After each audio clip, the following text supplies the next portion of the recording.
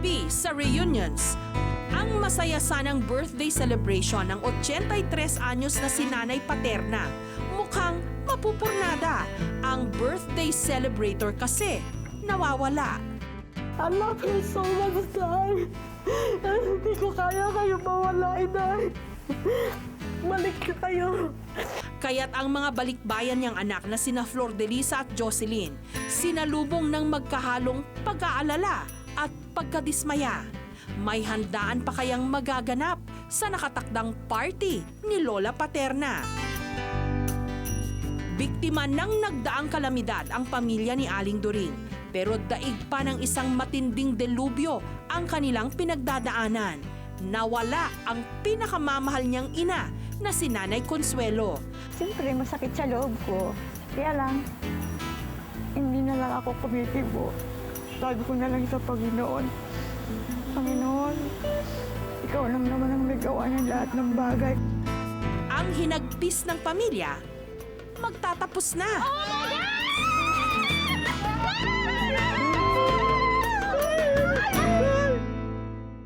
Magandang gabi. Ako po si Jessica Soho. Tunghayan natin ang mga istoryang magpapaiyak, magpapangiti at magpapalukso ng ating dugo. Ito ang Reunions.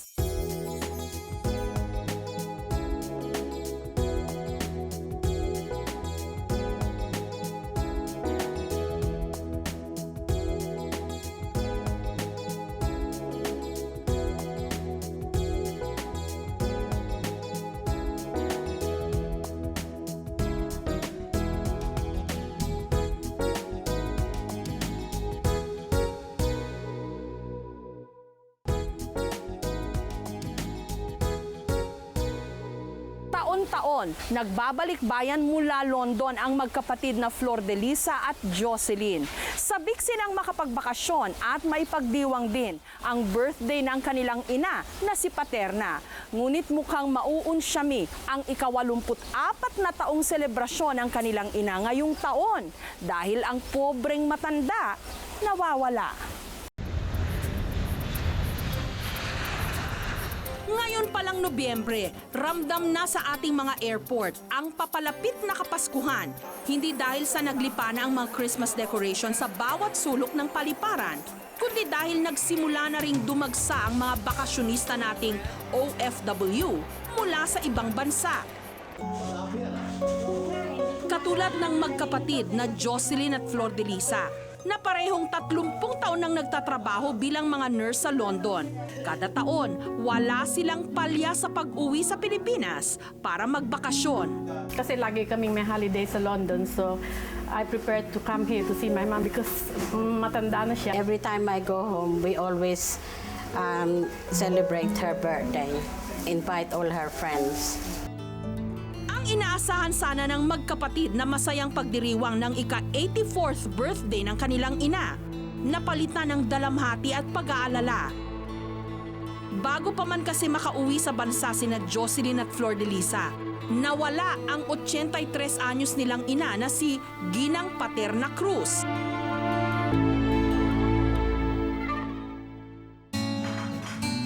Panandalian lang ang bakasyon ng magkapatid na Jocelyn at Flordelisa dito sa Pilipinas. Kaya't nagkakasya na lamang daw sila sa pag-iisip na kasama nila sa mga oras na ito si Lola Paterna.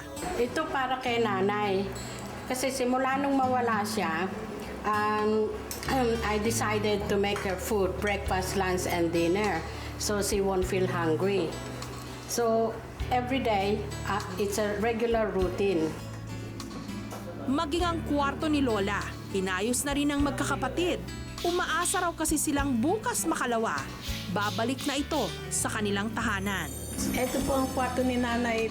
Siniguraduhin naming maayos para sa pagbalik niya. Makita niyang kami nag-take care of her things. Madaling araw daw ng October 23 nung nakalabas ng bahay si Lola Paterna. Nang magbukas ang aming shop, na pag-alaman nila na wala si nanay. So sumilip yung aking isang pamangkin, tinignan sa kwarto at wala. So nagantay kami ng mga ilang oras, baka nagsimba lang o kung saan nagpunta. Dumating ang tanghali hanggang sa maghapon, wala pa rin. Dito na sila nagsimulang mataranta sa paghahanap sa kanya. At sa kanilang paghahagilap sa matanda, isang kapitbahay ang nagsabing nakita raw niya itong sumakay ng jeep na biyaheng Cubao. Kaya't agad nilang pinapunta sa Cubao ang kanilang pamangkin para maghanap. Pero Dumating siya doon ng mga bandang alas 5 ng hapon, umuwi siya ng alas 7 ng gabi at wala siyang nakita. lumipas ang ilang araw, excited na dumating sa bansa sina Jocelyn at Flor de Lisa.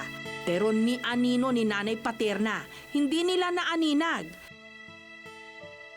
Hinala ng magkakapatid, nagtampo raw si Nanay Paterna kaya ito umalis ng bahay. Sumama raw kasi ang loob nito sa panganay niyang anak na si Carmelita. Tungkol sa package, meron siyang tinanong tapos hindi ko na nasabi kung sinong nagdala ng package. Nagpadala yung kapatid ko ng package. Gayunpaman, walang sumisi kay Carmelita sa nangyari. Ang sakit kasi ni Lola Paterna na Alzheimer's disease ang nakikita nilang punot dulo ng pagkawala niya. She won't even remember me.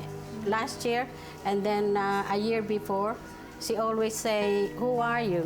Siguro pag nandito kami, hindi magkakasakit si nanay ng Alzheimer's kasi masaya siya and she will be occupied all the time with all my kids running around. She look after it. So because I think if you got Alzheimer's, I think because your mind, you sit alone, you don't do anything. You don't even watch television anymore. Sa pakikipagbuno ni Lola Paterna sa sakit niyang ito, tanging ang kanyang mga anak na lamang ang kanyang kaagapay. Matagal na kasing sumakabilang buhay ang kanyang asawa na si Mang Macario. Kasi napakahirap na mawalan ka ng magulang.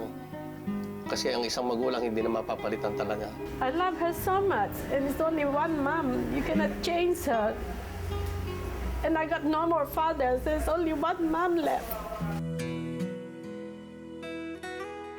Kabalintunaan nga raw na maituturing ang buhay nila Jocelyn at Flor de Lisa sa London. Habang nag-aalaga raw kasi sila ng mga pasyente sa ibang bansa bilang mga nurse, hindi naman nila makalinga ang sarili nilang ina. Kaya't sa tuwing nagbabalik bayan ang magkapatid, pilit silang bumabawi kay Nanay Paterna. So lately, meron akong inaalaga matanda na namatay na rin siya dahil the same age ni Mami. And naisip ko, I'm going to see my mom and I will give all my love to her. I will look after her, but when I come home, she's not here. So what's the point coming home? I love her so much, Day. Hindi ko kaya kayo mawala, Day. Balik na kayo. Bago kami umuwi, Day, para makatulog every night. Sa London man nagbinata ang apo ni Lola Paterna na si Andrew. Nakatatak pa rin sa kanyang isip ang pag-aasikaso ng kanyang lola sa kanya. Oh, I miss her a lot. She looked after me when I was young, maybe 5 till I was about maybe 11 years old. So it's a very long time. I help any way I can. I mean, I don't speak Tagalog well, even at all. So I'm always just following them, supporting them whenever I can. Relihiyosa raw si Lola Paterna. Kaya't naniniwala silang hindi siya pababayaan ng may kapal. She always come to church morning, evening, and she is part of the CWL. She's very active. Umaasa man sa tulong ng awa ng Diyos, todo kayod pa rin ang buong pamilya sa paghahanap kay Nanay Paterna. Hello, nawawala po yung nanay namin. Pag nakita nyo, pasabi nyo sa lahat. Pasabi nyo lahat sa kanila. Sakaling nakita nyo. Sabihin nyo lang sa dyan. Oh, ano na siya bukas? 12 days na hong nawawala. 2 linggo na siyang nawawala bukas. The hardest part is when we go and approach the people and you see my mom is missing. This is my mom's pictures and all that. Is there anybody in the admission that you think my mom, her name is Paterna Cruz, and they say, oh no, 2 weeks ago we don't have anybody by that admission, no, and nobody that name, and we all sad, the face is all down. Sa walang patumanggang paghahanap ng mag-anak, Iba't ibang institusyon na kumakalinga sa mga matatandang nawawala na raw ang kanilang nilapitan. Pati ang mga himpilan ng radyo, telebisyon at dyaryo, kanila na ring pinuntahan. Pero wari bang mailap ang swerte? It's really heartbreaking. Masyadong ang puso ko bumababa. Tsaka lagi akong malungkot.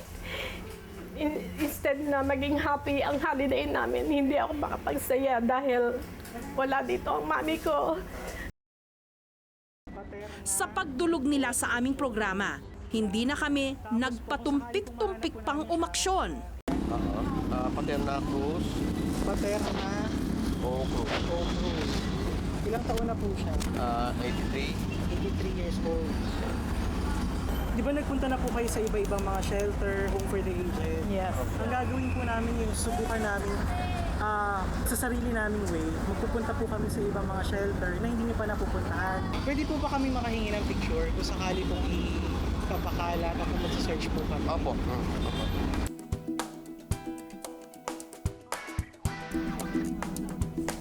Dahil mga shelter sa Quezon City at Marikina pa lamang ang napuntahan ng mga anak ni Nanay Paterna, nagpasya kaming bisitahin ang mga institusyon sa Maynila. Ang una naming destinasyon, ang RAC o ang Reception and Action Center sa Maynila.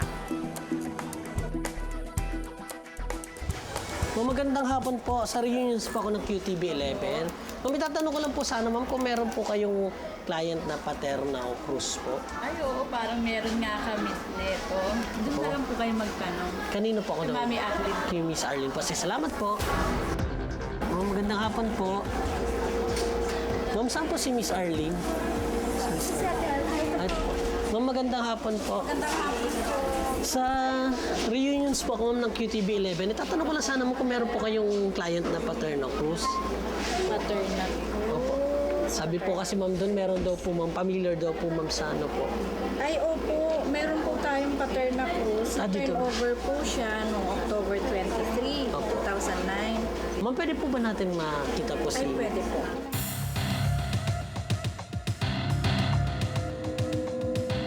Kasisimula pa lang namin sa aming misyon. Tila swerte na mismo ang lumapit sa amin. Dahil ang aming paghahanap, agad nang matatapos.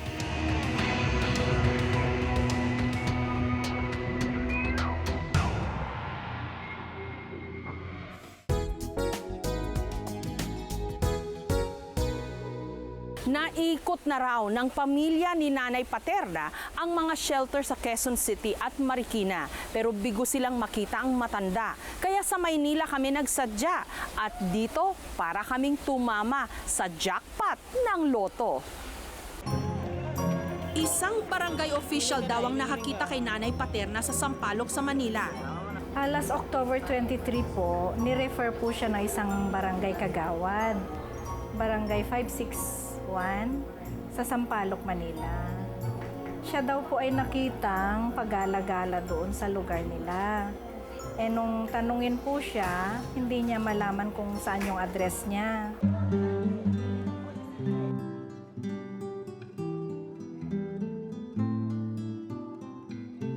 Hindi niya matandaan yung sa tungkol sa family niya, kaya nahirapan din ang RAC matrace yung kanyang family. Sa pakikisalamuha raw nito sa kanila sa nasabing institusyon, napuna nilang edukada si Nanay Paterna. Hindi siya yung typical na street adult. Iba yung physical appearance niya eh. How can you describe Lola? Merong something kay Lola kasi parang may finesse. Finesse siya eh. Paniwala ng social worker, mula sa isang may kayang pamilya si Lola Paterna. Makikita mo naman sa attitude niya, makikita mo na may well-to-do sila. Tsaka positive ang attitude niya, hindi siya kagaya ng ibang nasa streets. Sa puntong ito, kami naman ang kumausap kay Nanay Paterna. Pamilya ko, kung alaala ko, siyempre, maaari ba yun? Pero dati marami sila dahil dito sila nag-aaral. Eh ngayon, ilan lang sila dahil natapos na, iba natapos na ng college. Dalawa na lang natira, pero nag-aaral pa rin. Kapansin-pansin na ang mga kwento ng matanda, mukhang hango pa sa nakalipas niyang mga karanasan sa buhay. Ang ginawa ko, paggising, nagsisimba ako araw-araw. Pagkatapos, pagdaling sa simbahan, diretso na ako sa palengke. Pagdating sa bahay, ayan, nag-umpisa na ako pagluluto. Sa kabila ng pagkupas ng alaala ni Lola Paterna, iisa ang sigurado, hindi kayang burahin ng kanyang karamdaman ang pagmamahal niya sa kanyang pamilya. Kaya't hindi na namin pahahabain pa ang pagdadalamhati ng kanyang mga anak at apo. Amin ng pagtatagpuin ang nawawala at mga nawawalan. Nung araw na yon, dinala namin si Nanay Paterna sa lugar na paborito niyang pasyalan para tagpuin ang mga taong pinaka-espesyal sa kanya. Sa isang pambihirang pagkakataon, waring hindi nagkakilanlan ang mag-iina. Hindi kasi nila napansin ang bawat isa.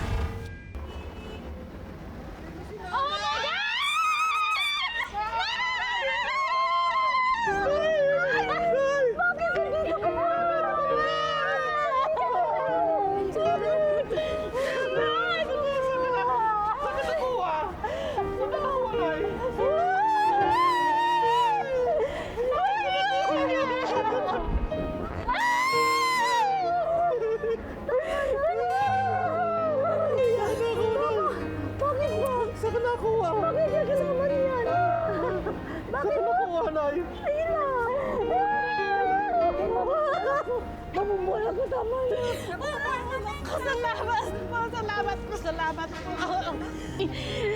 Oh my God! Akala namin naalis na kami nang hindi kayo nakikita. Bakit saan kayo pupunta? Uwi na kami ng London sa Tuesday. Bakit? Ano kami usual? Ha? Pupunta ka sa lugar? Mag-holiday. Holiday. Galing ninyo. Kasama kayo, Nay. Hindi pwede.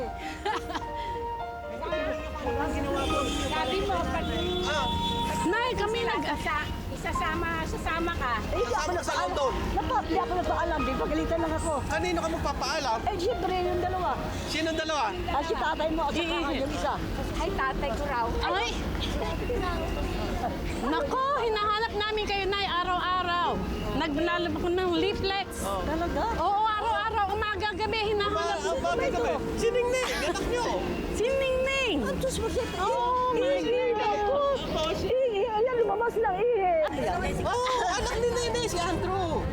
Ang laki. Kaya kasi nagpunta rito galing London para hanapin kayo. Ako hanapin? Nawawala kayo na noong October 23 pa. Saan ako nawala? Umalis kayo, may dala-dala kayong dalawang plastic bag, may nakakita sa inyo. Ang sabi, pupunta daw kayo ng Cubao. Bakit anong ginawa niyo? Nasaan lang yung dala mo? Nasaan yung dala mo? Plastic bag. Binigay ko. Kanino mo binigay? Oh, nawala na yung kanyang Nawala na yung mga bracelet mo. Ang mga hikaw. Pati hikaw. Inalis ko. Oh, nasaan ho? Nasaan na? Wala doon. Wala na na. Wala. Bago. Kayo ko. Oh, sige, hanapin natin. Hanapin natin. Dinala ko. Okay. Daw niya dinala eh. Ngayon ka Oh, hindi bali ang lahas. Basta andito na si nanay. Oo, mahalaga na. Dito na si nanay. Mahalaga. Ano po, may gusto po ba kayo sa... Ano nangyari? Ano? Yung tagal-tagal na tayo. Ay, mahaba. Mahaba. Akala ko hindi makabalik na. Grandma, I hope you do remember me. I always remember you when I was young. The son of Nene. Andrew. Si Andrew. Andrew.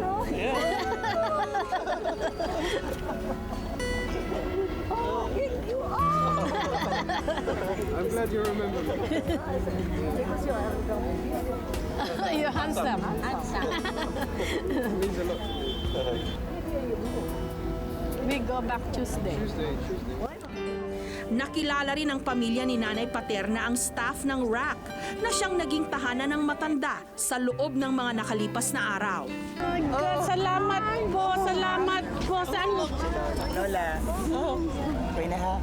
Saan po nakita? Nirefer po siya sa Department of Social Welfare sa Manila. Barangay po ang nakakuha sa kanya. Sa Manila? Sa Manila po, Sampaloc. Nag-uumapaw ang kaligayahan ng bawat isa sa mga mag-anak. Ngayong natagpuan na nila ang kanilang ina. Tuwa ako. Akala ko hindi ko na sila makita. Ang dami nila eh. Biglang nawala. Sabi ko hindi pa ako sinama. We are all very happy that she's back and reunite with us with all your help. Thank you very much. Aligaya. Hindi ko lubos maisip na makikita ka kami. Iingatan siya at saka aalagaan. Babantayan palagi. Now, 14 na araw na ngayon, pang 14 na siyang nawawala. Ngayon, 4 na araw na lang ang lalagi namin. I will never leave my eyes to you, Mom. I will be with you forever. I will be with you every second, Mother.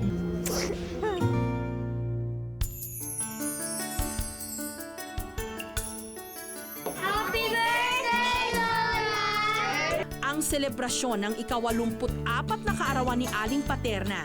Sino bang mag-aakalang matutuloy pa? Nagpasalamat ako dahil sila ay nakarating dito sa aking birthday. Hindi lang si Aling Paterna ang nakatanggap ng mga regalo sa kanyang kaarawan. Mas matimbang pangaraw ang handog nito sa kanyang mga anak. Ito ay ang kakayahang pagbuklurin at pagyamanin pa ang pagmamahalan sa loob ng kanilang pamilya.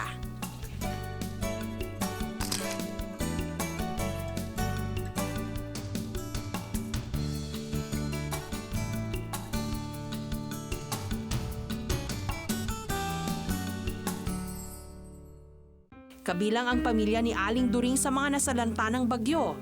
Sa isang kisap mata, si Lola Consuelo nawala. Sa mga taong nakakopkop sa akin ina, si Consuelo Alipio Inyorga po, maaari lang po, pakipadala na lang po sa bahay po namin. Sa mga manghuhula, isinasangguni ng mag-inang During at Lorna ang kanilang mabigat na problema. Umaasang ang mga baraha ang makakasagot kung nasaan na ang kanilang ina at lola na si Consuelo.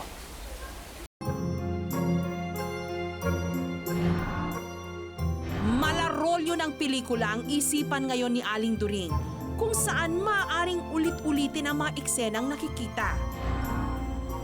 Tila ba nagre-rewind at tumatakbo ang mga tagpong kasama pa niya ang kanyang 86 anyos na ina na si Lola Consuelo.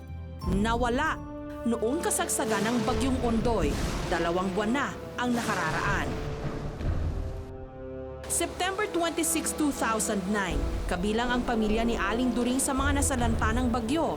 Kasama ang kanyang mga pamangkin at si Lola Consuelo, agad silang lumikas papuntang evacuation center para doon pansamantalang sumilong. Pero sa isang kisap mata, si Lola Consuelo nawala. Hanggang abutin ng mahigit 1 buwan, wala pa rin silang balita sa kanyang ina. Hindi lang si Aling During ang apektado sa pagkawala ng matanda. Maging ang anak niyang si Lorna, hindi matahimik sa pagkawala ng kanyang lola. Siyempre, gusto ko siya hanapin kasi lola ko yun. Kumbaga, siya nag-alaga talaga sa amin eh. Halos lumaki na kami sa kanya na rin kami tumanda. Kaya yun, kailangan dapat hanapin talaga namin kasi nag-iisa na lang din yun, nag-iisa na rin yung mama ko. Siyempre, masakit sa loob ko. Kaya lang, hindi na lang ako kumikibo. Hindi maiwasan ni Aling During na balikan ang makukulay na yugto ng buhay ng kanyang ina. Isang ulirang inaraw si Lola Consuelo.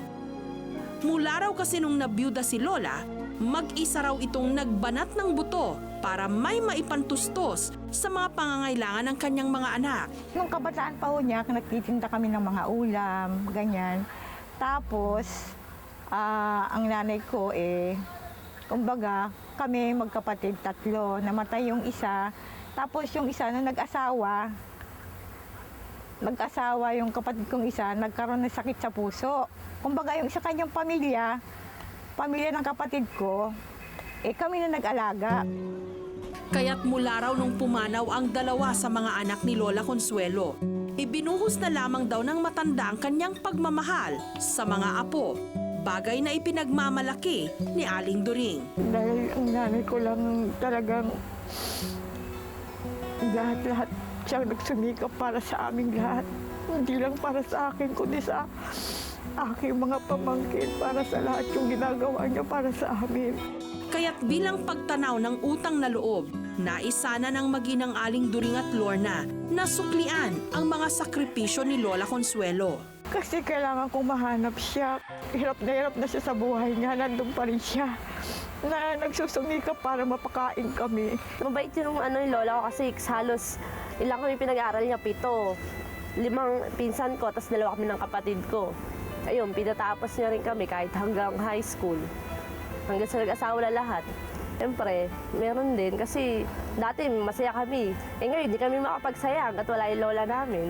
Sa mga taong nakakupkup sa akin na si Consuelo Alipio Inyorga po, maaari lang po pakipadala na lang po sa bahay po namin sa 502 Santulan, Pasig, Metro Manila po. Kaya po sa barangay ng Pasig po, Santulan.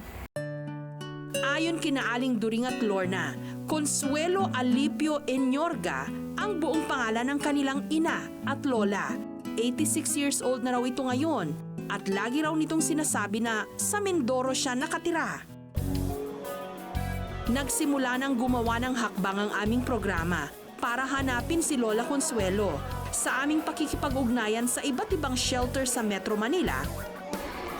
Good afternoon po. Sir, sa reunions po ako ng QTV 11. Tatanong ko lang po, sir, kung meron po kayong client dito ng pangalan ay Consuelo Inyorga.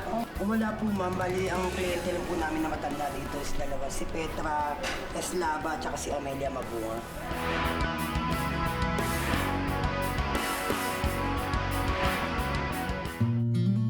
Sa Jose Fabella Center o JFC sa Mandaluyong namin natagpuan ang isang matandang kapangalan ni Lola Consuelo. Siya na nga kaya ang nawawalang ina ni Aling During.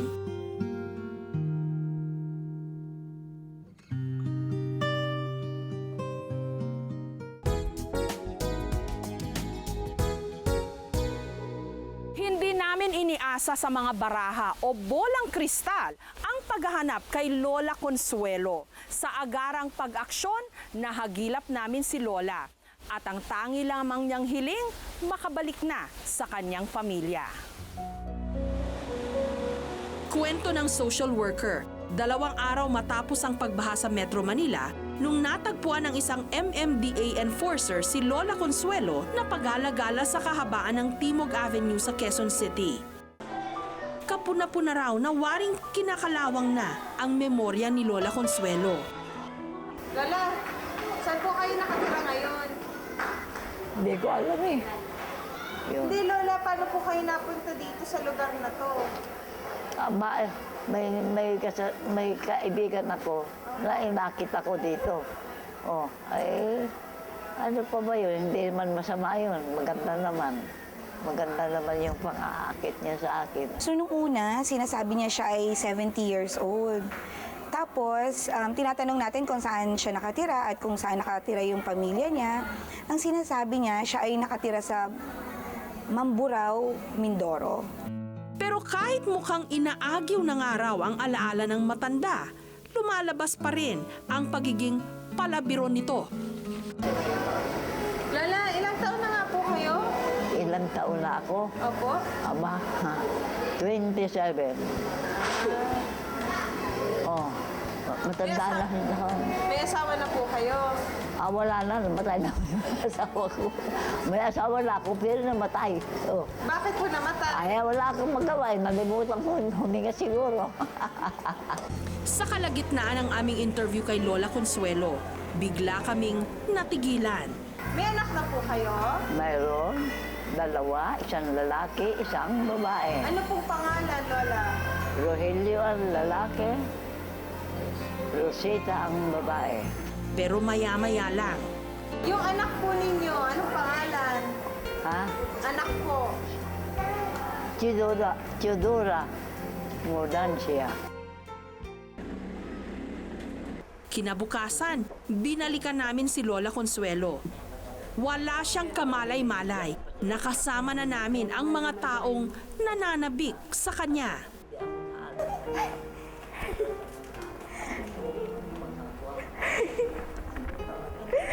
Linay ko.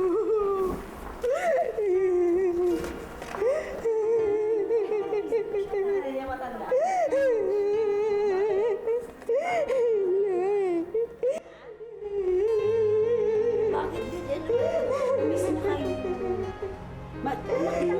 Sorry siya. Pangalan niya? Anak niyo po. Ayan. Inay, tagal ko kayo hinahanap.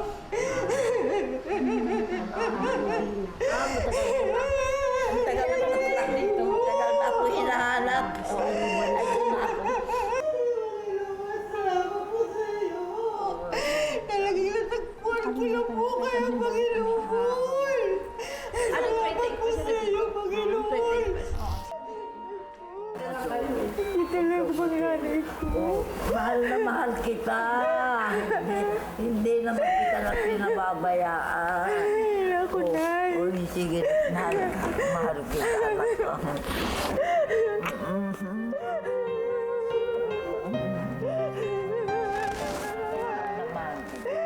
Nay ko. Ba't kayo nagkala? Nagkala na ako, gusto kitang makita. Ay, sabi na kita. Iiwanan mo na kami. Hindi na kita iiwan. Iba nga naman ang nagagawa ng pagkikita ng isang pamilya, si Lola Consuelo. Heto, masayahin na at makulit. Ano, maganda ba ako? Oh, yan. Sumakit na naman. Maganda ba ako? Oo, Nay. Maganda po kayo. Maganda ako, sumakit sa likod ko. Doreen, kiss niyo. Ay. Sikapin nating masuklian ang pagkalinga at pagmamahal ang ating mga ina na nararapat lamang para sa kadakilaan na pag-aruga na ibinigay nila sa atin.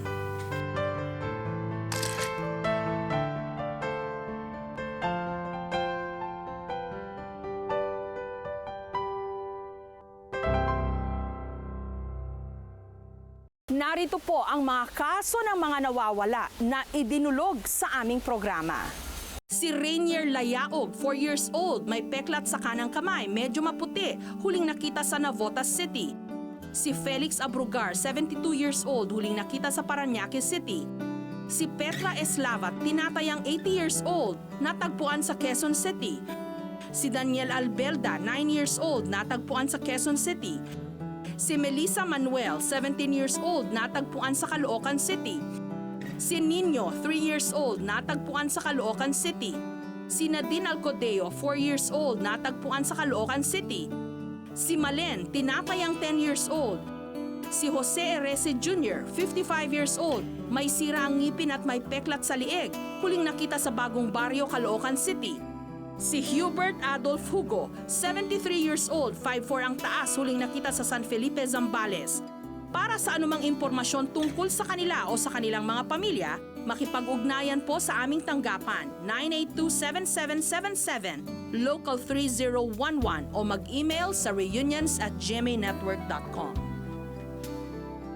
Sa linggo pong ito, umabot na sa 444 ang bilang ng mga taong nawawala na nahanap na po namin at naibalik sa kani-kanilang mga pamilya. Tiyak kung patuloy ang pag-akyat ng bilang na yan, basta't patuloy din tayong magtutulungan. Magandang gabi, ako po si Jessica Soho. Kami pa rin ang inyong mga kaagapay sa puspusang paghahanap. Magkita-kita po tayong muli sa susunod na linggo, dito lamang sa programang naniniwalang hindi dapat mawala ng pag-asa ang mga taong nawawalan ng miyembro ng pamilya. Because the search for missing loved ones ends with reunions.